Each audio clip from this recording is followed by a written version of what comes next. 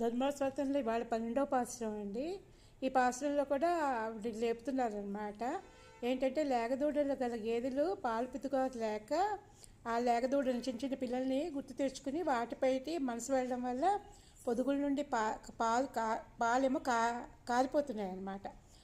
దానివల్ల ఏంటంటే గృహం అంతా బురద బురదగా ఉంది అని చెప్తూ కన్నెత్తిలంగ తెరుమే కొంట్రుక్కిరంగి நினைத்து முளை வழியே நிற்பாசோரா நனித்திலும் சேராக்கும் நஞ்செல்வ தங்காய் பழித்தலை வேடனின் வாசல் கடை பற்றி சினத்தினால் தென்லங்கை கோமானை செத்தா மனுத்துக்குனாய் பாடுவோம் நீவாய் திரவாய் இனித்தா இந்திரா இதென்ன பேరురకం అనిత్తిలిత్తారు మరిందేలో రెంబావాయ్.